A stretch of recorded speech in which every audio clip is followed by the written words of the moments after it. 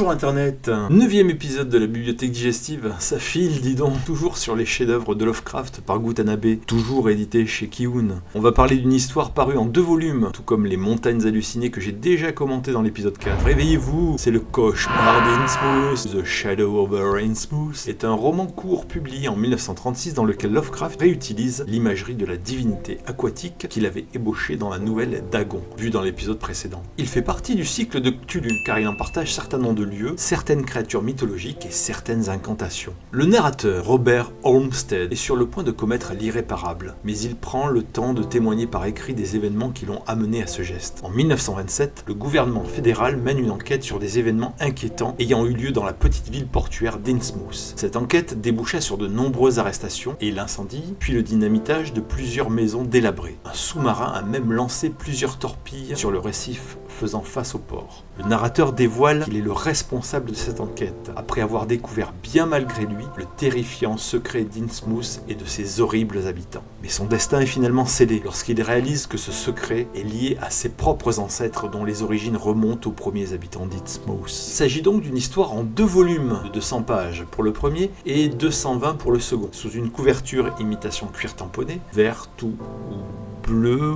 Vous-ai-je déjà dit que ma couleur préférée était le bleu? Je suis un peu daltonien, désolé. Le dessin de la couverture du premier tome est assez effrayant, façon photo d'époque assez creepy, il faut bien le dire. Le premier tome s'ouvre sur le raid des autorités gouvernementales et de la destruction en grande partie du village d'Innsmouth, raconté par un homme seul qui pointe une arme sur sa tempe, désireux d'abrécher ses tourments. Une sacrée entrée en matière pour ce tome, qui va par la suite nous présenter le narrateur et son périple en Nouvelle-Angleterre entre Newburyport et Arkham, mais qui par un malheureux concours de circonstances va atterrir à Innsmouth, petite ville au bord de la mer, et ses habitants au physique inquiétant. Le second tome se déroule presque intégralement en une seule nuit et décrit la tentative de Robert Olmsted d'échapper à la ville d'Innsmouth et de ses habitants qui semblent avoir de funestes intentions à son encontre. La description de la fuite du héros, de nuit, à travers les rues sombres et glauques poursuivies par une foule de plus en plus animale, est une merveille de suspense et de frayeur.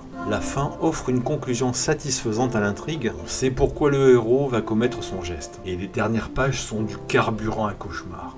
Mais qu'en pensent nos critiques d'internet? Jetons un œil à Babelio avec Mangastra et sa note de 5 sur 5. Apparemment il critique le 2e tome. Gutanabe nous propose un 2e tome tout aussi angoissant où le personnage principal se retrouve bloqué dans une ville étrange avec des habitants très mystérieux. Il y a un passage de ce livre qui est très marquant et on a l'impression d'être aux côtés de Robert en pleine course pour s'échapper de ce lieu horrible. Le temps, lors de cet instant, est comme suspendu. On a peur pour lui, mais finalement, après un long moment, il arrive à sortir de cet enfer. Petit tour également chez Sens Critique, pour voir si leurs critiques sont fraîches, avec Locash qui pose un petit 6 sur 10. Œuvre tirée du bouquin de 1936. C'est important de le souligner pour ne pas être étonné de la simplicité du scénario.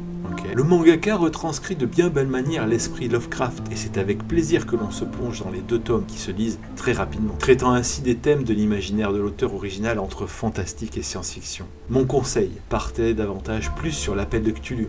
Bon, on n'a pas le temps de discuter des préférences de chacun, parce qu'il est temps de savoir si le cauchemar d'Innsmouth par Gutanabe mérite d'être lu.